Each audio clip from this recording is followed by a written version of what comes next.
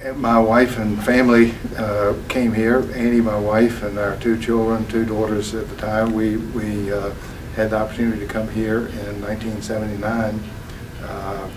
We were naive. We knew the tradition of Pittsburgh, meaning that at that time there was no University of Pittsburgh plastic surgery residency, but there were 2 residency programs in town with world-class people and big-time leaders. And so I felt that it was a really great opportunity.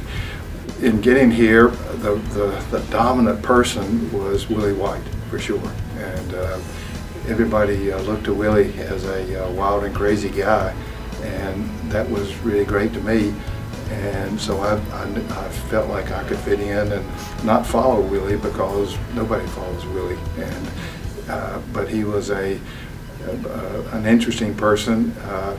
The other 2 people that were very prominent at that time were Ross Musgrave, and on the other side, Pete Hanna and Jack Gaisford, the other residency program directors. And from the very start, a goal of mine was to somehow merge the 2 programs to really make it better than the 2 pieces together.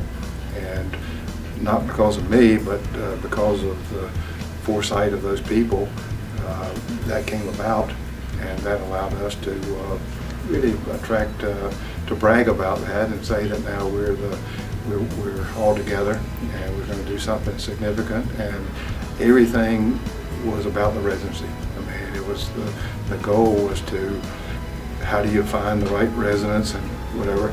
I had a thing that I like to say to myself, that to make a really great residency, there are 2 things that are important, and only 2 things. And the first is, if you get the right people, nothing else matters.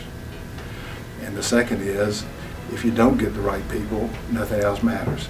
And so we put a lot of emphasis on, I'll call it recruiting, right? Not just standing back and having people come and evaluate us, but finding out who we thought would be good people, and really making a strong effort to convince them that this was a good place for them.